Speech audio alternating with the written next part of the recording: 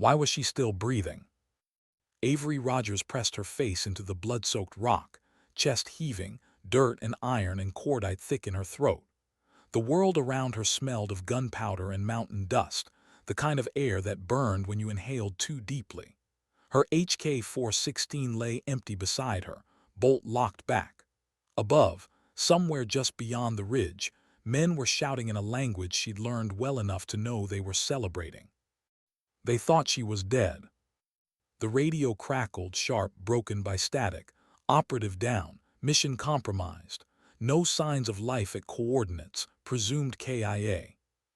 She listened to her own death being reported. 29 years old, dark blonde hair, blue eyes. She pictured the neat report hitting someone's desk back at Naval Special Warfare Command. The words mission terminated. But she wasn't dead, not yet. Her heart was hammering, part adrenaline, part anger. A 30-foot fall into a ravine had shredded her back and left her ribs bruised but not broken. She survived worse. She had survived Bud S., survived drown-proofing, Hell Week, survived instructors who swore she would quit before sunrise. She wasn't about to die here, not on this nameless mountain with her mission unfinished.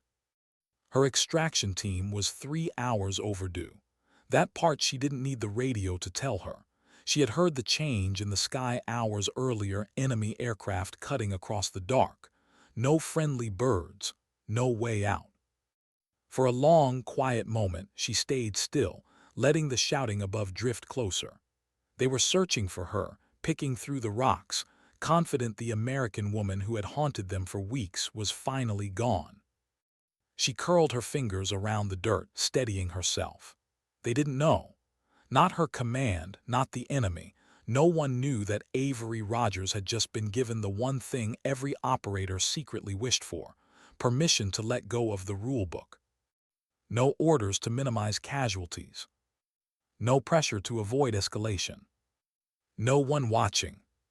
She could finish this on her own terms. The thought was electric. When she finally moved, it was slow, deliberate, the way a predator might ease itself up from the ground before striking. Her body screamed at her as she reached for her gear, but pain was familiar. Pain was data. She pushed through it, crawling along the rocks until she found cover with a better line of sight toward the valley below. The compound was still there, lights glowing in the distance, guarded by men who thought their nightmare was over. They had no idea she was coming back. 3 weeks ago, this mission had been simple on paper: conduct reconnaissance on a suspected terrorist cell, confirm intelligence, tag key personnel for a later strike, extraction in 21 days. Simple. But the cell wasn't just planning a single strike.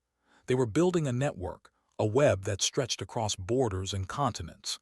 Each day of surveillance had revealed another thread, another connection, another name. By day 20, Avery knew that if this network was allowed to operate, it would end in coordinated mass casualty attacks that would leave entire cities bleeding. She reported what she could, but headquarters still thought they had time. Then the ambush came. At first, it was just a ripple movement on the perimeter where there shouldn't have been any. Too many men, moving with too much coordination. Avery's instincts screamed before her brain caught up. She grabbed her rifle, her gear, and started moving toward the primary exfil route. That's when the first sniper round hit the rock where her head had been a heartbeat earlier. Her world went narrow and cold. She rolled, came up in a low crouch, weapon ready, muzzle already seeking a target. Another shot. Close. She fired back, a quick, disciplined burst, and kept moving. The firefight became a blur of motion and noise. Rock shards exploding under enemy fire. The snap of rounds cutting through air. Her own breathing loud inside her ears. For 2 hours she ran, shot, hid, ran again, trading ground for time, fighting uphill through terrain that felt like it wanted to kill her just as much as the men chasing her did. They outnumbered her 20-1. They had home field advantage. And they were relentless. Her radio gave her one update: extraction delayed, Hostile air activity. Hold position. Hold position. She was already bleeding from a grazing shot on her arm. Every position was compromised before she could settle into it. Nightfall 7, alternate extraction compromised. Hold position. They didn't get it. The situation was what military planners politely called unsurvivable. And yet she survived. By the time the sun began to sink, she had clawed her way to a ridge that gave her eyes on the valley. The terrorist compound was below, their movements quicker now, sharper. They knew she was out there somewhere, and they meant to finish it tonight. Her radio crackled one last time. Minimum 12 hours before missile threats are neutralized. Can you maintain position overnight? She stared down at the compound. She thought about the intel she had gathered, about the attacks that would happen in less than 48 hours if she did nothing. She thought about the 1,000+ people who would never see another sunrise if she just stayed hidden and waited for rescue. Her finger hovered over the transmit button. Overwatch, she said slowly. Mission parameters have changed. Request permission to complete intelligence objectives before extraction. Negative. Nightfall 7. Primary objective is survival. Stand by for extraction. For a long moment, Avery didn't move. Then she thumbed the frequency switch.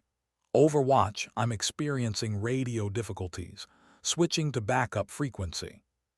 The radio went silent. Orders severed, chain of command cut. For the first time since landing in this country, she was entirely on her own.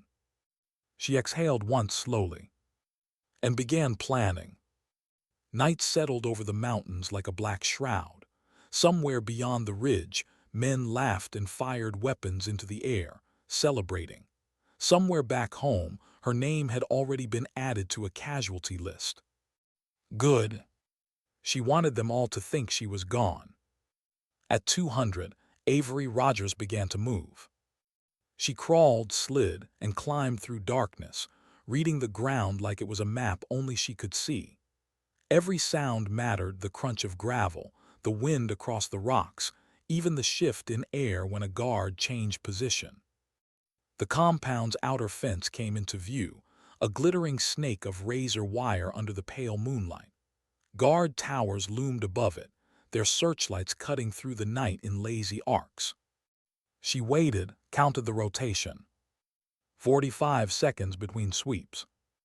When the beam swung away, she ran. Her feet were silent, her shadow barely moved. The guard in the nearest tower never even saw her before she was on him. One quick strike, a muffled breath, then nothing.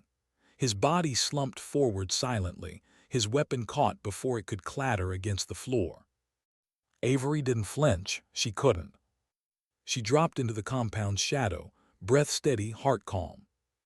And somewhere inside her, a single, undeniable thought rose up like steel. This wasn't just survival anymore. This was war. What was she doing here? That question pulsed in Avery's mind as she pressed her back against the cold concrete wall of the compound, night vision goggles glowing faint green. Her breathing was shallow, controlled, but her heart was a drumbeat in her chest. She had trained for this. She had passed every test the Navy could invent to prove she belonged here. But training didn't prepare you for the silence after a kill, for the weight of the first man you drop, still warm, still human. His body lay crumpled in the tower above her, hidden for now. She forced herself not to look back. There would be time for regret later, maybe. Right now, survival was a science. She scanned the courtyard. Floodlights cast long shadows, revealing crates, vehicles, scattered fuel drums. 15, maybe 20 fighters were still awake, their silhouettes packing between buildings. Somewhere deeper inside, the leaders were finalizing plans that would murder civilians on 3 continents. Avery swallowed the knot in her throat. She was one woman, one rifle, one knife. And she was about to dismantle an entire network. She moved building to building, keeping to the edges of shadows. Every step was calculated, every pause deliberate. She had memorized their guard rotations, their blind spots, their habits. Weeks of surveillance had made their routines as familiar as her own. But something inside her felt different tonight. She was no longer collecting intelligence for someone else to act on later. She was the action. It felt dangerous, liberating, terrifying. Her shoulders still ached from the fall. Every time she shifted her weight, pain flared sharp and white. It reminded her how easily she could still die here, and how easily the mission could end with her bleeding out in some forgotten alleyway. Was this vengeance or duty? She wasn't sure anymore.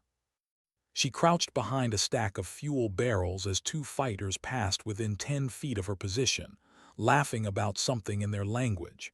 She caught fragments of words, something about the American woman, something about good riddance.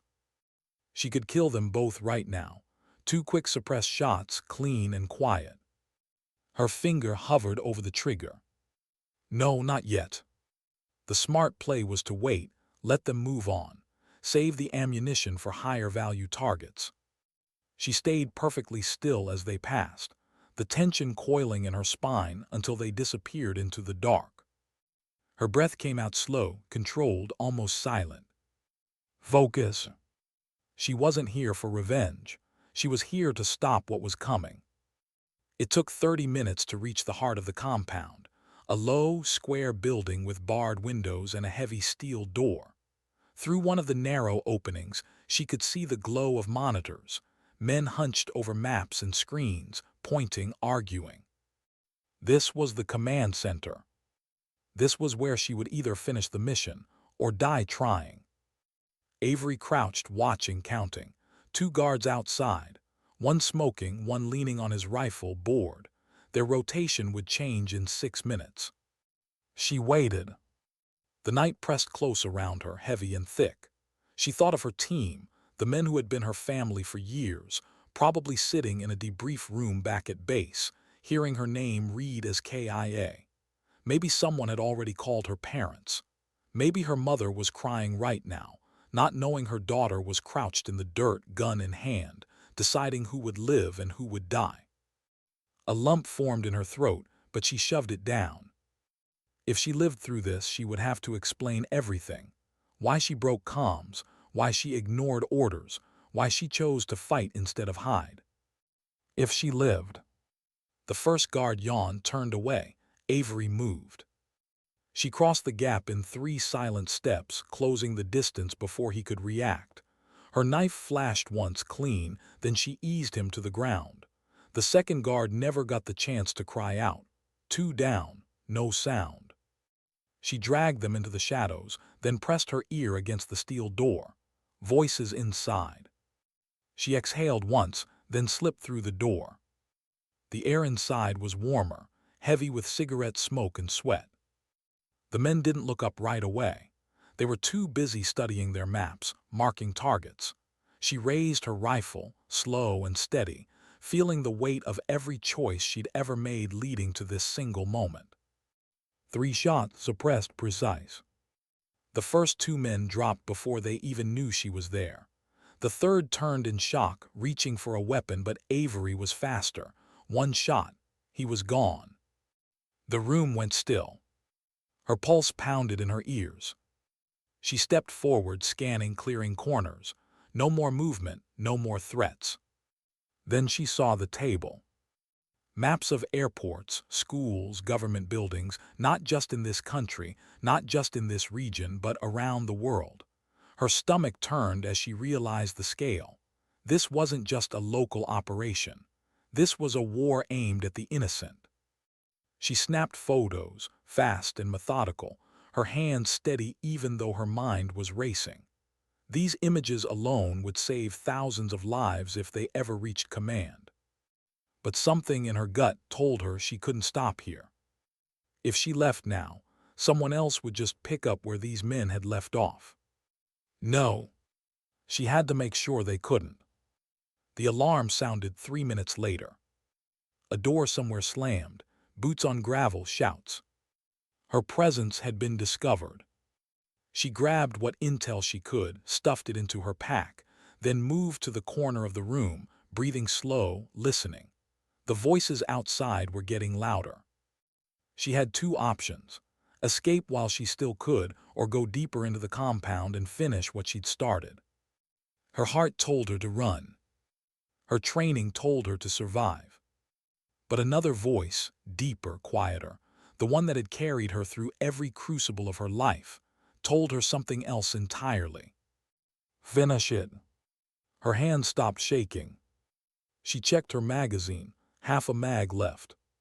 She grabbed her remaining charges, set timers, not to blow yet but ready, and began moving toward the next target. If this was going to be her last night alive, she was going to make sure it mattered. The compound was awake now, shouting, boots hitting the dirt in every direction. Fighters rushed toward the command center, rifles raised. Avery ducked into the shadow of a vehicle as two men sprinted past, then slipped behind them, quick, silent, lethal. Her knife flashed again, and both went down before they could call out. Each step felt sharper, more focused. She was past fear now. Every breath, every heartbeat was measured. Her mission was no longer reconnaissance. It was eradication. And she would not stop until there was no one left who could carry out the attacks she had seen on those maps. How long could she keep this up? Avery crouched in the shadow of a storage shed, sweat slick against the small of her back, breathing so shallow she felt lightheaded. The entire compound was alive now, shouting, flashlights cutting through the darkness, boots hammering the dirt. She could hear radios squawking in clipped, frantic bursts. They were hunting her. But she wasn't the one being hunted anymore. Not really.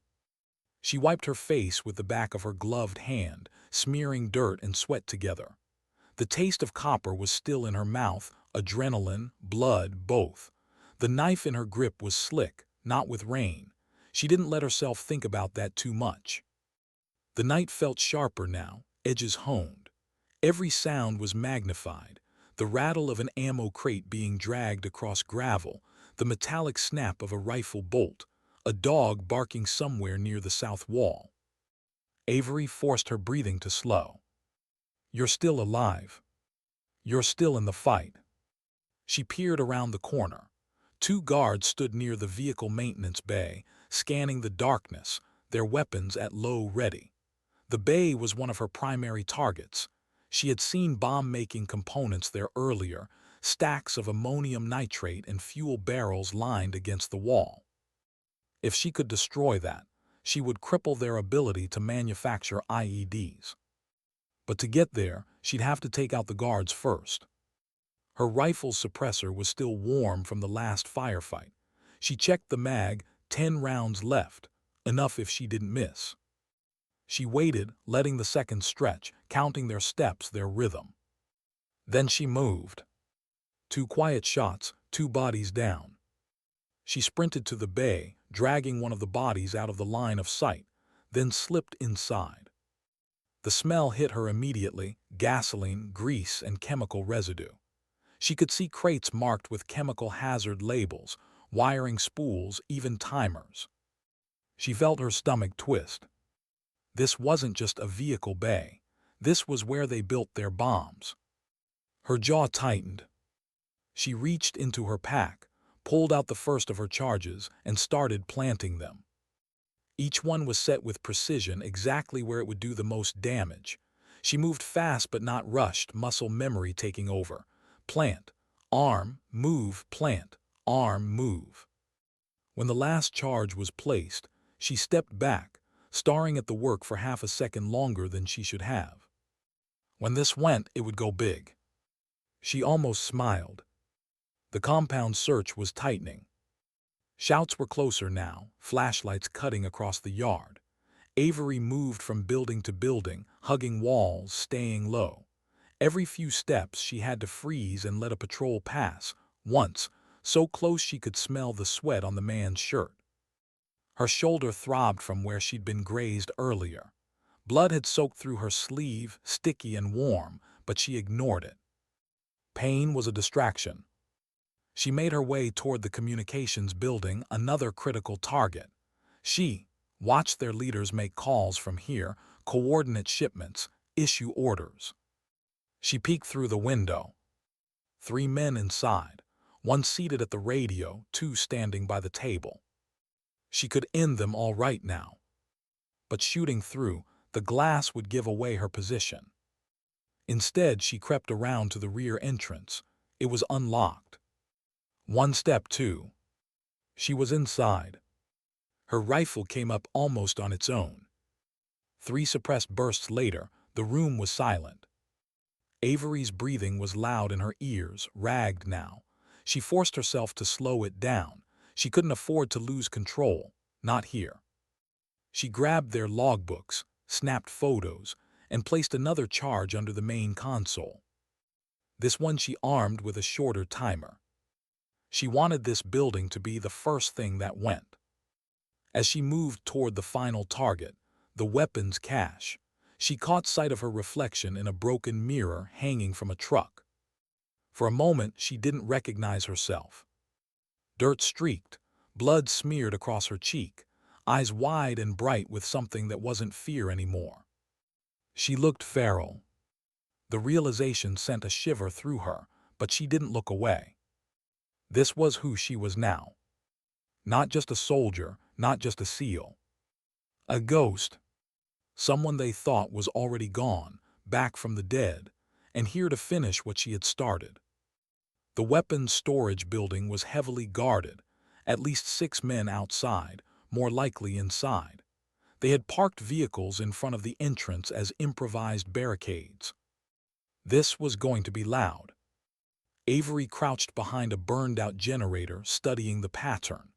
The guards were nervous now, snapping at each other, weapons raised, looking in every direction except the right one. She waited for the moon to slide behind a cloud. Then she moved. Her first shots dropped the 2 guards farthest from the others. She pivoted, dropped a third before the remaining 3 even realized where the fire was coming from. The last 3 went down in a controlled burst, but by then the compound was fully awake. Shouts erupted, lights swung toward her position. She sprinted into the weapons cache, slammed the door, and planted the last of her charges. Then she hit the timer. 5 minutes. That was all the time she had left before the entire compound went up. The first explosion ripped through the night like thunder, rolling across the valley. The communications building went up in a bloom of fire and shrapnel, sending men screaming into the yard. Avery didn't wait. She ran low and fast, staying in the confusion, using the chaos to cover her movement. The second detonation followed seconds later, the maintenance bay. The shockwave rattled the ground under her feet, sending a wall of flame shooting skyward. Screams, shouting, gunfire everywhere now, wild and uncontrolled.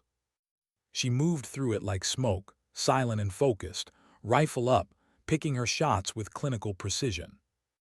Every trigger pull was a choice. Every target she dropped was one less man who could rebuild this network. By the time she reached the perimeter wall, she could see fire spreading across half the compound. The last timer was down to 30 seconds. She turned once, looking back. This place had been her prison for 3 weeks, a distant, watchful thing, a constant reminder of what she couldn't do. Now it burned. She triggered the detonator. The weapons cache erupted behind her, the fireball lighting up the entire valley. For one brief second, the night was brighter than day. And Avery Rogers, covered in blood and soot, stood on the edge of the compound like the last shadow they would ever see. Gunfire cracked behind her. She dove for cover, rolling into a drainage ditch as bullets hissed overhead. Her HK-416 clattered against the rock. She gritted her teeth, grabbed it, and started crawling. Her shoulder burned, her lungs were fire, but she kept moving. Ahead was 30 meters of open ground, and beyond that, freedom.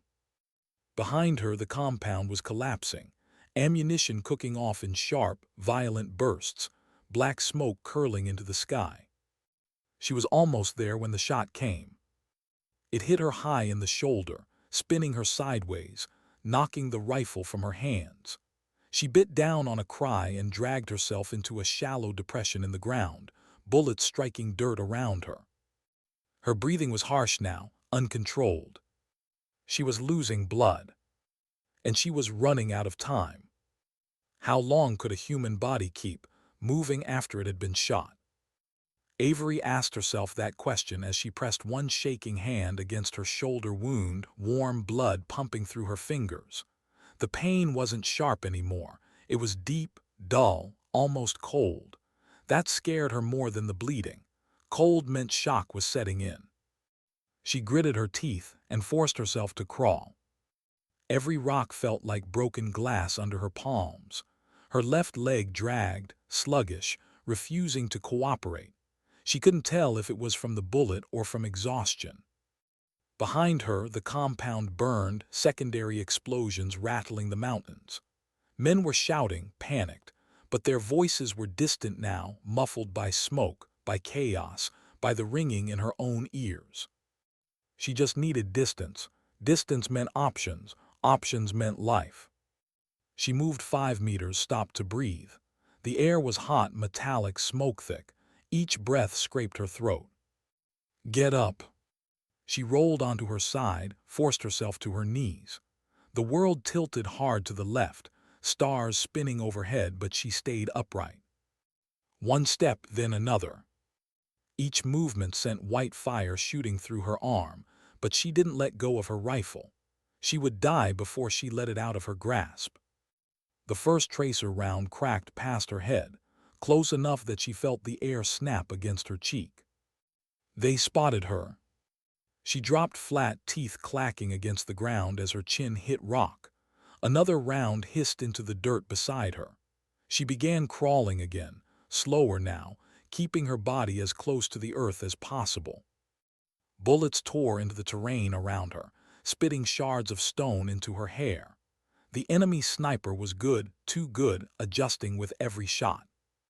She reached a low drainage ditch and rolled in, chest heaving, mud and gravel sticking to her face. For a moment she lay still, letting her pulse calm. Think. Running was suicide. The sniper would pick her off before she made 10 meters. She needed cover, a route that would take her out of his sightline. Her eyes scanned the darkness, searching. The ditch curved slightly downhill toward a line of scrub trees. If she could crawl far enough, she might disappear from his angle completely. It was the only option she had. She started moving again, dragging herself forward with her good arm, rifle cradled in her other hand. Every few meters she froze, waiting to hear the next shot. Nothing. Maybe he'd lost her. Or maybe he was waiting. Her emergency beacon blinked weakly on her chest rig, the light faint now, battery dying. She fumbled with it, pressed the transmit button. "This is Nightfall 7, she whispered, voice hoarse. "Mission objectives complete, intelligence transmitted, cell neutralized, tell my family." Her throat tightened. "Tell my family I finished the mission." She let go of the button, letting the device fall against her vest. She didn't know if anyone had heard her. Maybe it didn't matter. The ditch emptied out into a small wash, rocks and sand still damp from a recent rain. Avery dragged herself into the open, belly low, scanning the ridgeline. No movement. Her world had narrowed to one task: make it to the next patch of cover. She crawled 10 meters, stopped, listened. The mountains were quiet now, except for the distant crackle of flames from the compound. Another 10 meters. Her arms were trembling so hard she could barely keep her elbows under her. Her breath came in short, shallow gasps. She collapsed once, cheek pressed into the dirt. No, not here. She forced herself back up, gritting her teeth so hard her jaw ached. Her entire body felt like lead, heavy and slow, but she kept going. It took her nearly an hour to clear the valley floor, every meter earned with pain. By the time she reached the first cluster of boulders, her vision was blurring at the edges. She pulled herself behind the rocks and slumped down, clutching her shoulder. Her fingers were slick with blood. She tore open her med kit with shaking hands, jammed a clotting agent into the wound, and nearly blacked out from the pain. "Breathe. Stay awake." She pulled a field dressing tight across her shoulder, cinching it until black spots swam across her vision. The bleeding slowed, but she could feel the weakness spreading through her limbs. If she passed out now, she'd never wake up. She forced herself to move. Hours passed, or maybe minutes, she couldn't tell anymore. Time had become elastic, stretching and snapping back, each moment suspended in haze. At one point, she found herself lying flat on her back, staring at the stars. They looked cold, indifferent, as if the entire universe was just watching to see whether she would rise or not. She rolled over and began crawling again. One hand, then the other. Her world shrank to the ground in front of her face, the smell of dirt, the scrape of rock under her palms. When dawn finally broke, the light felt cruel, revealing how far she still had to go. The mountains were painted red and gold, beautiful in a way that almost hurt to look at. Somewhere in the distance, she heard the faint thrum of rotor blades. Her heart lurched. She rolled onto her back, scanning the sky. 2 helicopters, small, fast. But they didn't slow down. Friendly or enemy, she couldn't tell. They passed overhead and kept going, leaving her lying in the dust, heart hammering. She was on her own. By mid-morning, she had reached a shallow ravine, a narrow scar in the earth that offered just enough concealment to hide her. She slid down into the shadowed hollow and stayed there, breathing hard. Her body had reached the edge of what it could endure. Every muscle ached, every movement was agony. But she was alive. And somewhere out there, what remained of the enemy was regrouping. She thought about staying hidden, waiting for extraction. But the images on those maps flashed in her mind: airports, schools, train stations. Thousands of lives that would be lost if someone didn't finish this. Her hand clenched into a fist. She had already been declared dead, which meant she had no orders to follow, no rules to obey. For the first time in her life, Avery Rogers was completely free. And she knew exactly what she was going to do with that freedom. 3 days later, when she crawled out of the cave where she'd been hiding, her wounds were scabbed over, her strength barely returning, but her purpose had never been clearer. She climbed to the ridge and watched the valley through binoculars. Reinforcements had arrived, trucks, fighters. They were rebuilding the compound. Her lips pressed into a hard line. They thought she was gone. Good. Let them think that. She would become the ghost they feared. And she would not stop until there was no one left to rebuild. How do you hunt something that isn't supposed to exist? That was the question Avery wanted them to ask. She crouched on a ridge overlooking the compound, or what was left of it. Smoke still stained the blackened walls from the fires she'd set days earlier, but reinforcements had arrived. New trucks lined the yard, fresh fighters patrolled the perimeter, and men in clean clothes carried radios and clipboards, shouting orders. They thought they were safe now. She almost felt sorry for them. Almost. The first day, she didn't move. She stayed in the rocks, glassing the compound through her scope, memorizing patterns. She watched them eat, smoke, change guard rotations. She tracked which men barked orders and which obeyed them. She noted which buildings were being used for planning and which for sleeping. By nightfall, she knew their entire routine. By morning, she had chosen who would die first. She found him on the edge of camp, smoking alone, leaning against a wall. One of the new leaders, not the highest ranking, but important enough that his death would shake them. She settled behind her rifle, cheek pressed to the stock, breathing slow. The shot was clean, suppressed. He dropped before the cigarette even hit the ground. No one heard. No one knew.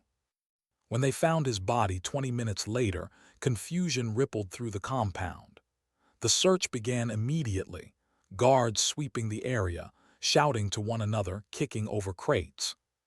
But Avery was already gone, sliding silently down the backside of the ridge, moving like smoke. By the time night fell, she was a kilometer away, watching them from a new position. The second target was harder. A senior coordinator, always surrounded by two armed men. She shadowed him for 2 full days, waiting for the pattern to break. It finally happened when he stepped out to relieve himself behind a building. She moved in close this time, knife in hand. Fast, precise, silent. She dragged the body into the shadows, wiped the blade on the grass, and vanished again. By morning, the compound was a hornet's nest. Lights stayed on all night, trucks moved constantly, the shouting never stopped. They were afraid now. And Avery was just getting started. She didn't sleep much anymore. She catnapped in short 20-minute bursts, waking every time the wind changed. Her shoulder still ached, her legs still stiff, but pain had become background noise. When she caught her reflection in the water of a mountain stream, she almost didn't recognize herself. Her face was thinner now, harder. Her eyes had gone flat. She didn't look like a soldier anymore. She looked like something the enemy would tell stories about to scare new recruits. On the fourth night, she slipped into the camp itself. It was easier than it should have been. The guards were tense, distracted, jumpy, exactly the way she wanted them. She moved between buildings like a shadow, stepping where she knew they wouldn't look. Her target was the radio operator, the man coordinating with other cells. She found him alone in the comms hut, headphones on, cigarette dangling from his lips. He never saw her. By the time she was done, his radio was smashed, his logs gone, and the rest of the compound was cut off from the outside world. Each kill tightened the noose around them. Each night they lost more men. And every morning, Avery was gone, leaving no trace but the fear she planted in their minds. She could hear it now, in the tone of their voices when they barked orders, in the way they bunched together instead of patrolling alone. She had become a ghost story. But it wasn't without cost. The 8th night, she nearly didn't make it back to her hide site. She'd been setting a trap, an improvised explosive at a fuel dump, when one of the fighters spotted her. The chase through the dark was a blur of gunfire and shouting. Bullets hissed past her ears, dirt kicking up around her boots as she ran. Her breath came ragged, each step a jolt of pain in her leg. She made it to the rocks just before they closed the distance, dropped prone, and returned fire. 3 shots, 3 bodies down.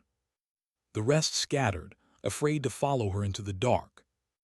When silence finally fell, she lay flat on her back, chest heaving, rifle across her chest. She could feel her hands shaking. Not from fear. From the rush of it all, the pulse of being hunted and surviving anyway. She closed her eyes and let the adrenaline drain away. Then she got back up and moved again. Because she couldn't afford to stay still. Not until every last one of them was gone. By the end of the 2nd week, the compound was half empty. Some fighters had fled, disappearing into the hills. Others had been taken out by her traps, her rifle, her blade. The ones who remained were exhausted, paranoid, constantly firing into shadows that weren't there. Avery watched them from the ridge and felt something. Not pity, not mercy. Clarity. This was working. 1 operator, 1 rifle. And an entire terrorist network was coming apart at the seams. The next phase would be the hardest. She couldn't just keep bleeding them forever. Sooner or later, reinforcements would stop coming. She had to finish it. She had to end them all at once. She crawled back to her hide site, unrolled her map, and studied it in the light of her red lens flashlight. There were still 3 key buildings standing: the armory, the comms relay tower, and the command building where the last of their leaders met each night. If she could hit all 3 in one coordinated strike, the network would collapse completely. She just needed the right night, the right moment, the right storm, and when it came, she would be ready. She lay back on the cold ground, staring up at the stars, letting the plan form in her mind. There would be no radio call this time. No beacon. No backup. This would be her operation from start to finish. When she was done, there would be no one left to rebuild. She closed her eyes, feeling the steady beat of her heart. For the first time since she'd been shot, it didn't feel like a countdown. It felt like purpose. What does it take to kill a network? That question stayed with Avery as she studied the map spread across the cave floor. Her red lens light painted it in blood-colored tones. Every square on that map was a piece of the enemy. Every arrow, every note she'd scribbled over the last week marked someone's death waiting to happen. She stopped counting her kills 3 nights ago. Not because she didn't care, because counting felt too small. This wasn't about numbers anymore. It was about erasing the threat completely. The preparation started at dawn. Avery moved carefully, slowly, methodically. She planted remote charges in 3 separate locations: the armory first, then the fuel depot, then the comms tower. Each placement was exact. Each detonation timer preset, but not armed. Her fingers were steady now, no tremor left. Fear had burned itself out somewhere along the way, leaving only focus. She knew exactly how much explosive to use, where to place it to trigger chain reactions, how to route the detonators so that all 3 would blow in sequence.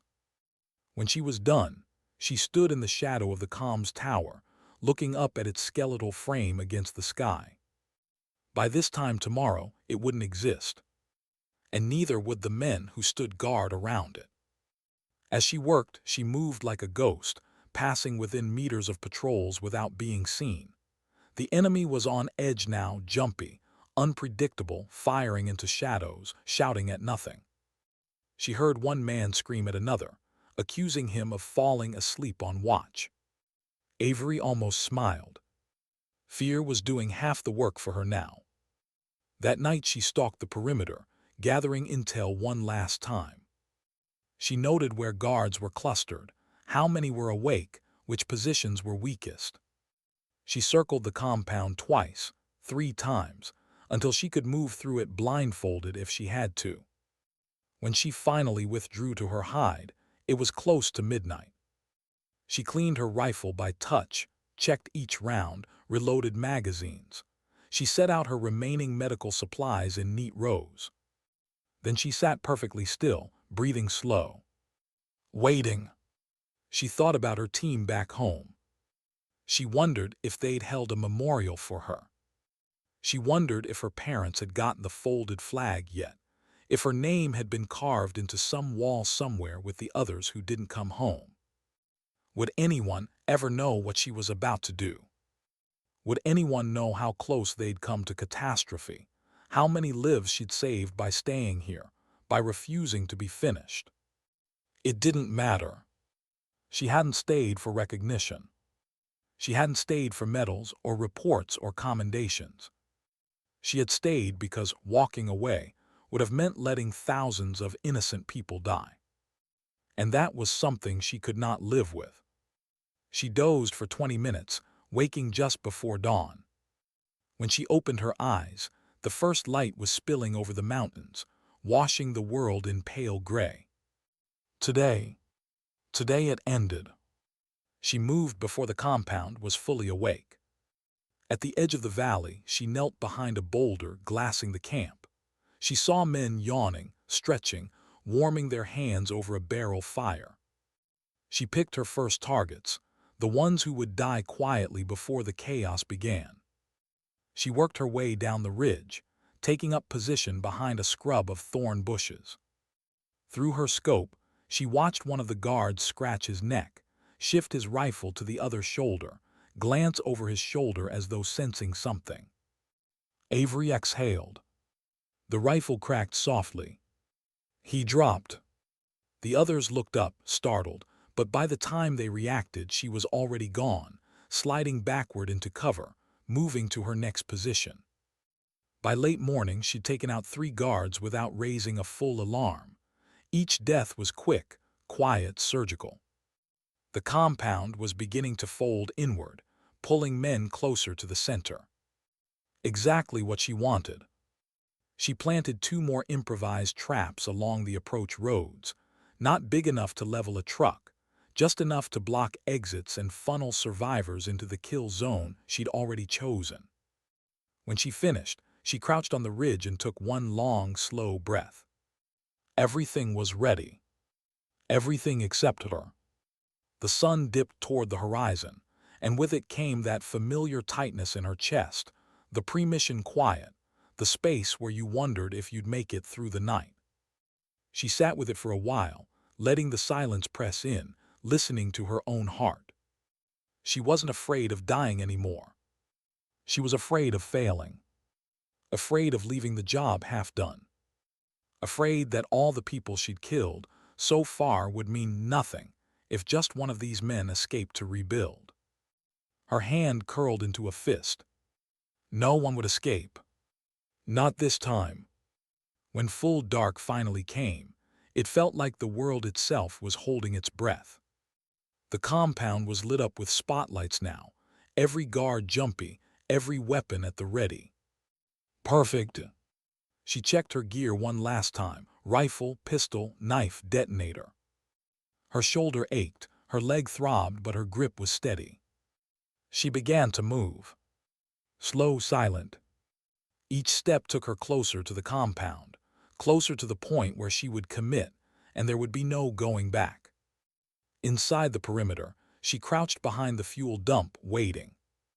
The comms tower loomed just ahead, its red light blinking against the sky. The armory sat across the yard, a squat concrete building with 2 guards posted at the door. Avery's finger hovered over the detonator in her hand. One press would start it all. But she waited. She made herself wait. She wanted every man inside that compound awake. She wanted them to see what was coming. She wanted them to know that the ghost they thought they'd killed was back, and this time, she wasn't leaving until the ground itself was smoking. When the last guard changed position, Avery exhaled. It was time. She armed the first detonator, set the sequence. In 2 minutes, the comms tower would be a fireball. She slipped into the shadows, rifle ready, moving toward the armory. 2 minutes. That was all the time she had to get into position before hell began. She felt her pulse slow, her breathing go calm. Everything else, the pain, the fear, the exhaustion, fell away. There was only the mission now. Only the objective. Only the strike. In the distance, a dog barked once sharp. The compound seemed to hold its breath. And Avery Rogers, crouched in the dark, one finger on the trigger, whispered to herself, "Let's finish this." The world held its breath. Then Avery pressed the detonator. The comms tower erupted first, a blinding flash of fire and shrapnel that split the night. The explosion rolled like thunder through the valley, knocking men off their feet and throwing equipment into the air. Screams, shouting, the compound convulsed like a struck animal. Before the dust even settled, the second charge blew the fuel depot, a boiling fireball that turned night into day, sending a shockwave of heat across the yard. Avery was already moving. She sprinted low, rifle tight to her shoulder, using the chaos as cover. Fighters scrambled everywhere, shouting orders, firing wildly into the dark. She dropped the first man with a clean, suppressed shot to the chest. Then the second. Then she was at the armory door, tossing a flashbang inside before anyone could react. The blast went off with a deafening pop, white light filling the room. Avery stormed in. 3 men were still blinking, stunned. She cut them down one by one, then set her final charge against the wall. She had 30 seconds to get clear. She dove through the doorway just as the armory went up, the explosion punching the air out of her lungs. A wall of fire roared skyward, lighting the compound in a hellish glow. Debris rained down. Somewhere to her left, a man screamed. Another shouted orders that were drowned out by the crack of secondary explosions as ammunition cooked off inside the burning building. Avery crouched behind a toppled truck, catching her breath, ears ringing. She wasn't done. Not yet. The remaining fighters were rallying now, clustering near the command building, weapons ready. Perfect. She circled wide, staying low, using the shadows cast by the fire. Her rifle barked once, twice precise, controlled, dropping 2 guards who strayed too far from cover. The others shouted, swung their muzzles toward the flash, but she was already gone, sliding into a ditch, coming up behind a pile of crates. Every movement felt sharp, clean, exact. She was no longer just surviving. She was directing the fight. The next burst of fire came from the building itself, rounds chewing into the dirt around her. Avery gritted her teeth, leaned out, and sent 2 quick shots through the window. A scream, then silence. She reloaded calmly, sliding a fresh mag home, then moved again. Smoke was everywhere now, acrid and choking.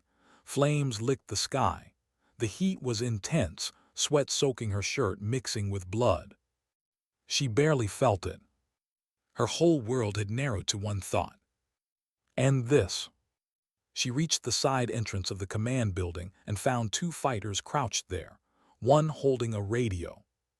She didn't hesitate. 1 shot each. Both dropped. She grabbed the radio, heard frantic voices shouting for reinforcements, for someone to take control. She crushed it under her boot. Then she slipped inside. The interior was chaos, papers strewn across the floor, maps burning where they'd fallen near an overturned lamp. 3 men were still inside, 2 armed, 1 unarmed. They saw her at the same moment she saw them. The first raised his rifle. Avery shot him center mass. The second charged, screaming, and she met him halfway, knife flashing. The fight was brutal, close, dirty, a tangle of limbs and sweat and blood. She drove the blade up under his ribcage, twisted, then shoved him off. The third man, unarmed, froze, staring at her. For a heartbeat, everything went still. Avery could see the fear in his eyes, the realization that she was the last thing he would ever see. She leveled her rifle, pulled the trigger. The shot was loud in the close room, deafening even through the ringing in her ears. Silence followed.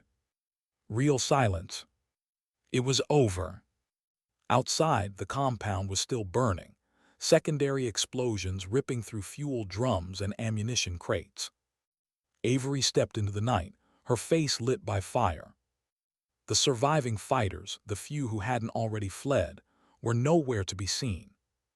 The network was dead. She had killed it with her own 2 hands. But she wasn't safe yet.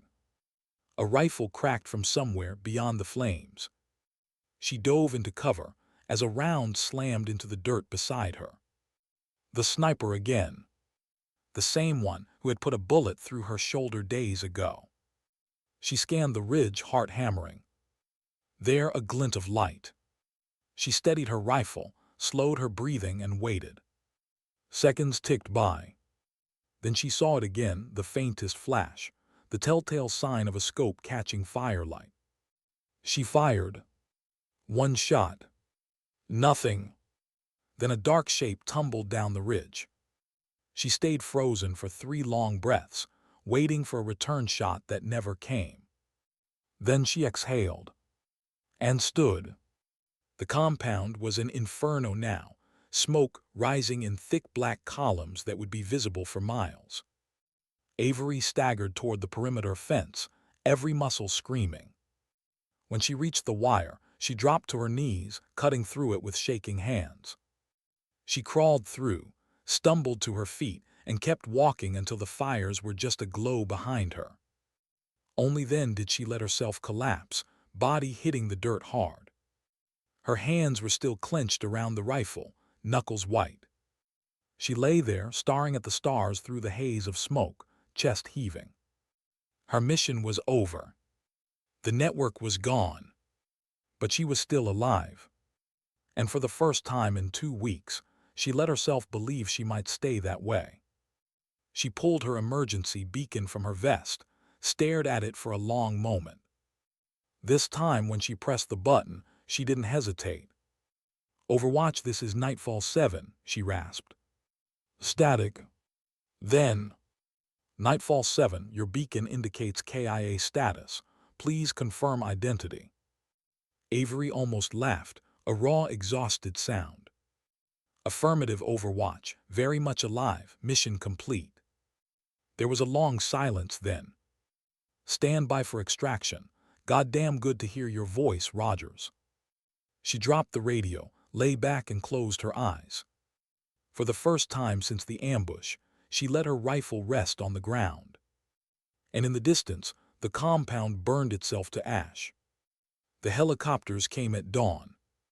Avery heard them long before she saw them, the steady thrum of rotor blades rolling across the valley, cutting through the smoke that still drifted from the compound. She sat where she had been all night, cross-legged, rifle across her lap, staring at the rising sun. For hours, she had done nothing but breathe. Each inhale a reminder that she was still here. Each exhale an answer to the question of whether she'd made it this far just to die in the dirt. When the first helicopter crested the ridge, she didn't wave, didn't shout. She just waited. The bird landed 30 meters away, kicking up a storm of dust. The first man off was Chief Petty Officer Marcus Kine, her extraction lead, tall, steady, a face carved from stone. He jogged toward her, slowing as he took in the sight of her sitting there among the wreckage, soot-streaked, bandaged, surrounded by captured weapons and maps. "Rogers," he said, voice low, "according to our records, you've been dead for 2 weeks." Avery rose slowly, slinging her rifle over her shoulder. "Guess your records need updating." Kine looked at the smoke rising behind her, then at the pile of intel she'd collected, crates of documents, laptops, hard drives, all neatly stacked. "And according to our analysts," he continued, "this entire network's gone, completely, like it never existed." Avery's expression didn't change. "That's about right." He studied her for a long moment, then nodded once, not just in respect but in understanding. "Let's get you home, Nightfall 7. The flight back was silent. She sat in the corner of the helo, helmet in her lap, wind whipping her hair, staring out the open door. The compound was just a black smear now, smoke curling lazily upward into the pale sky. She felt hollow. Not in a broken way, in a way that felt clean. The mission was done. There was nothing left to fight here. Nothing left except the part where she had to explain it all to the people who thought she'd disobeyed orders, gone rogue, risked everything. She closed her eyes and let the noise of the rotors fill her head. She would deal with that when the time came. The debrief lasted 3 days. Avery sat in a secure room with senior officers she had never met, answering question after question. Why had she cut comms? Why had she stayed in the field after being declared KIA? Why had she gone from intelligence gathering to full-scale eradication? Her answers never changed. Because the mission wasn't done. Because waiting would have cost lives. Because she could. Admiral Catherine Morrison herself came in on the 3rd day. "Rogers," she said, setting the file down in front of her, "do you understand what you've done here?" Avery met her gaze. "Yes, ma'am. You completed objectives that weren't even part of your orders. You dismantled a network our analysts predicted would take months, maybe years, to bring down, alone, while wounded, using captured equipment. Yes, ma'am. And why? Avery hesitated, then said quietly, because if I hadn't, people would have died who didn't deserve to. The room went still. For a long time, the Admiral said nothing. Then she closed the file and nodded once. Good answer. 3 weeks later, Avery stood on the tarmac of a base that didn't officially exist, watching the sun dip below the horizon. She had been offered leave, medals, reassignment, all the things that came with surviving something no one thought survivable. But none of that felt right. Instead, she had chosen to stay. Chosen to teach. The program was new, so new it didn't even have a name yet, just a file stamped with classifications so high most people would never know it existed. Its purpose was simple: train operatives to continue fighting after they'd been declared dead. To become ghosts. To do the impossible in the spaces where orders couldn't reach. And Avery was going to show them how. Her first class sat in front of her in a windowless room, 12 operators, men and women, all hand-picked for their independence, their ability to operate alone, their willingness to step outside the safety net of command. She looked at them, saw in their faces the same fire she had once felt. You're here because someone believes you can survive what comes next, she told them. But surviving isn't enough. Out there, when everyone thinks you're gone, you'll have a choice: hide, wait for rescue, or keep going. She paused, letting the silence stretch. I kept going, and it cost me everything I thought I was, but it saved lives that would have been lost if I'd stopped. That's what this program is about: finishing the mission no matter what it takes. One of the recruits raised a hand. What happens if we don't come back? Avery smiled faintly. Then you did your job so well no one ever knew you were there.